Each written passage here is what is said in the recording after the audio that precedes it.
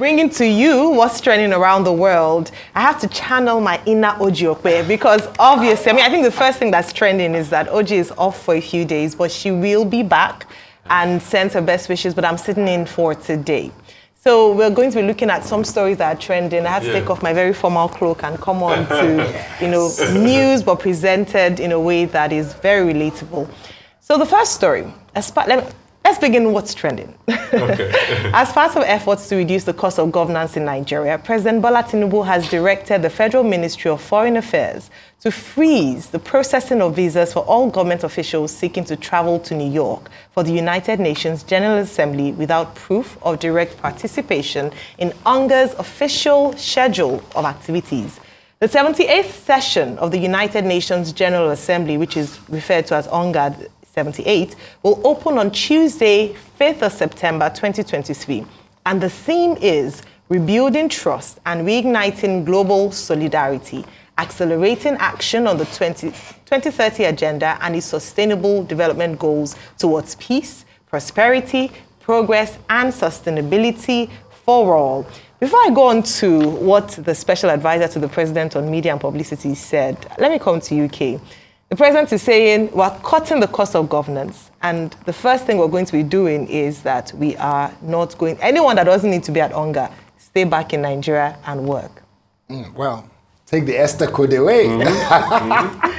The gravy train is the Esther code. That's what a lot of people in government always look forward to, because you get some money as pocket money, you get some money for your accommodation, money for feeding, and you get any extra for unforeseen eventualities, which they call miscellaneous, which you can come back and retire when you get back. And more often than not, they don't bother to retire all these monies. And it's not just money in Naira, it is in dollars, because the price of dollars now is so expensive. So it is not surprising that the president thinks it is only right for him to make sure he curbs the excesses of those who are going to say, oh, I want to help to prepare jollof rice for the president.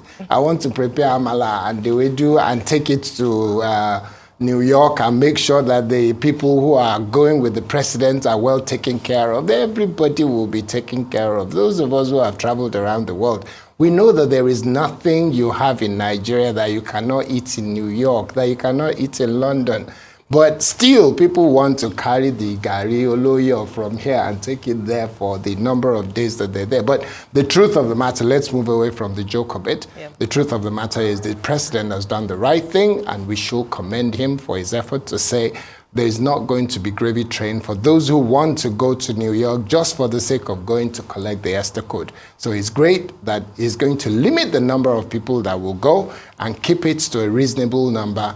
And we only hope that the president will meet President Biden and he will make sure that something good comes out of it. And in his going, he goes with some of the top business leaders in Nigeria so that on the periphery, on the fringe, those who are coming with him, they're meeting with other African heads of state, global heads of state, and they're doing good business because he's holding them by the hand and linking them up with the right people. We hope that that will be the result of it. Yeah, well, you should read the backstory of this day newspaper. Dr. Bati spoke about it. He said, and I can't really talk about it, he talked about some people wanting to go to New York just to have a picture with President Joe Biden. Yes, that is not going to be yes. Violence Pro Max.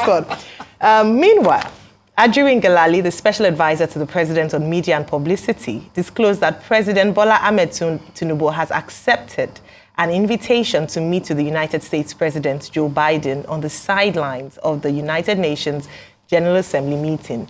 He made this known in a statement at a meeting between President Tinubu and U.S. Assistant Secretary of State for African Affairs, Ambassador Molly Fee.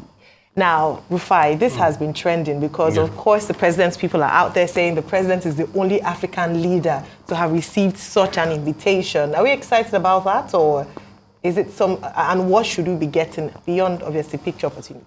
I mean, apart from picture opportunities, a lot of trade talks, definitely, because our economy is in dire straits. But yeah, I still say trade talks in a very measured way because nobody's going to come build the economy for you. You have to build it yourself. You have to do the hard work. But yes, picture opportunities, but also key conversations. I know the meeting on the sideline will also be about what's happening in Niger, because the Americans have interest in what is going on in Niger and the likes, and other things around Africa. And since, Niger used to be a strategic country for the Americans all this while until the coup happened, then Nigeria is another close partner around there. So these conversations are ongoing. And this is not the first time, President Tinubu will meet with top echelon. Kamala Harris did put a call across to him when the Niger thing happened. So let's see how all of this pans out. But most importantly, the interest of Nigeria should come first. Secondly, kudos to the president, like I said before, as regards, cutting all of this excesses. Because you see, some of these government functionaries do the most. They go all sorts, make all sorts of demand. I mean, Mr. K was talking about retirement, goodness. But if you know the racketeering that goes on Esther codes alone, and it's been like this for so many years. The racketeering that goes on Esther codes is totally, totally overwhelming, I must have to say. Right. Okay, so let's move on to our next story. Presidential candidate of the Labour Party, Mr. Peter Obi, has denied allegations made by a social media critic that he sponsored the funeral of Arise TV anchor Rufai Hussaini. Is trending. You're trending almost every day on Twitter. Well, in a Twitter X post, Mr. funeral of Rufai's dad, Mr. Obi dismissed the allegations. He said, and we have the tweet up there, yes, I do, however, need to clarify a few issues, especially since a third party is involved. There is a recent case where my name has been mentioned in a malicious and cheap blackmail against one of Nigeria's best television presenters, Mr. Rufai Hussaini, who has stood sternly. Next tweet, please. All right, so he talked about him standing sternly with the Nigerian people, but moving on to the tweet that talks about, he says he invited him to the occasions, or many Nigerians had invited him to the occasions, and they will attest to the fact that I honor such, invitations, especially when people are grieving. I have never been to Rufai's village. Even at the point of writing this, I do not know where he is from. First of all, Rufai, where are you from, so that Mr. Peter Obi can know? I mean, Mr. Peter Obi definitely has not been to my village. I don't know Odogbulu. That's where I'm from. I've seen a lot, being written about me, but I'm not going to dignify with a response. I'm not. Mr. Obi has responded to that. We all know here how all of this started. It was an interview that people still have evidence of that interview online. I know many versions have been cut and been doctored, but for me, I keep doing my job. I'm resolute as regards doing my job intensely and interrogating the conversations, and that's my priority. So this happens. I'll move on, time will tell. That's all I'm going to say about this. Reminds me of the newspaper, the editorial from this day that lies have short legs. They will run only as far as they would go. So, I mean, hopefully that puts paid to that. It was important to set the record straight in terms of what transpired, and especially when it's maligning the character of any individual. You notice that Mr. Peter Obi specifically said it was not only a lie, it was evil. He used the word evil in that tweet. I don't think we should. He used the word evil without mentioning names, and that was good. So we'll leave it at that.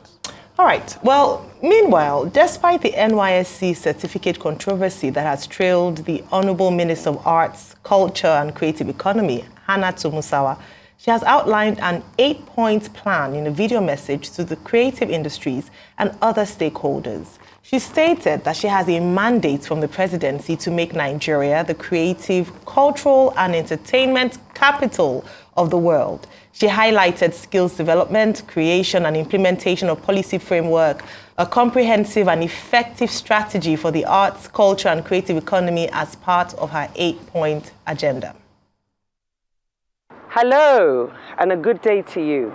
Barkamu, Monkin, Ndeu, Salu, Buenos Dias, Marhaba, Ni Hao, Habari, Namaste. I am Hannatu Musawa, the Minister of the newly created Ministry of Art, Culture and the Creative Economy. I have a clear vision to make Nigeria the creative, cultural and entertainment capital of the world. It is a mandate from the presidency and the people to grow this sector, creating new jobs, new revenue, a firmer policy framework, and supporting new creations and artistic expressions of our greatest resource, the Nigerian people. You would think that she listened to our interview yesterday where we had a robust conversation around the creative economy, but this video came out just shortly afterwards. I'm sure it had been prepared long before that. But we had Mr. Charles Novia, we had Obiasika, Professor Sampson from the National Arts Theatre. Great interview to watch again if you didn't watch it. And here she is highlighting or outlining her 8-point agenda. I think there's something about the number 8 because the president also outlined his own 8-point vision for the economy. But your take on this, Kay? I think to a large extent, when I looked at what she's put out there, she's somewhat on point. It's just that sometimes I think one of the very important things that should be done is for Hannatu Musawa to get a very good PR people or good people that will handle her communication and her presentation. I mean, look at what you're saying on air now. We need people to be able to take our ministers very seriously. And she's making very strong points, very important point. So we're hoping that she will get the right set of people to work around her in terms of our communication and how it's delivered, so that there's no misrepresentation of what you're saying, there's no misunderstanding of our messaging. The messaging has got to be that which is more important than the personality, because when in the world of journalism, we always say, I don't want to be the news because I'm a news presenter. I don't want to be the news. If she becomes the story rather than the ministry and its achievement becoming the story, then it will not be in the interest of the nation. So she has to take a back seat and let the work speak for themselves, and the image of Nigeria, let it be one that we can see results from. Creative economy is a massive one. Fantastic points made by Obiasika, eminently dignified points made yesterday by both Charles Novia and Professor Ododo. All three of them made so many points that even last night, I think at about 2 a.m., I was getting some messages from people who are very strong in the creative world, who are saying that these are the things that our minister need to listen to and learn from and get the experts in. Even Bolanle Austin Peters sent me a message saying, I watched it. Yeah. Excellent. All right. I mean, so one thing has to be said, and that's what the media should do. We should set the pace for these quality conversations. And that's what we're concerned about doing in Nigeria. Because you see, when we come out here every morning, it's because we believe in the possibility of our country. We have not jackpot here because we believe we can do it here. We can make things work. And then we set the agenda every single morning and tell the truth and nothing but the truth as regards the integrity of the issues and put it out there. And that's what we did during that interview. And that's why I'm probably sure she's seen it. There's been a reaction. She's set out an agenda. We just wish her well as she goes ahead to do it. But also the conundrum around her, she also has to fix that because that's also very important, you know, in the ministry as she serves. But what we want is the best for Nigeria. If Nigeria succeeds, we all succeed. I'm looking forward to a day I want to brag about Nigeria. And I know there are things I'm bragging about currently, but I know a lot more. I want us to be able to look back and really call the Nigerian economy the giant of the African economy, doing well with double-digit growth, and Nigeria doing so well and being a superpower. And it is possible. And I'm never in doubt of that possibility of the greatness of this country. But before we get there, we need to do things right. And that's what we constantly question every day.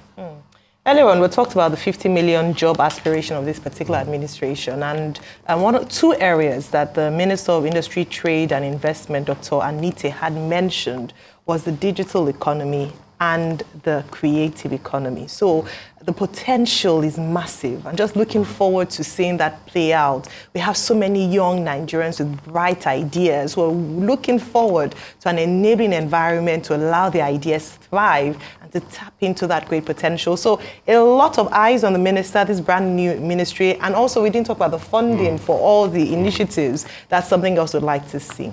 That's all we can take today on what's trending. Hopefully tomorrow we'll have even more stories that are trending around Nigeria and the world.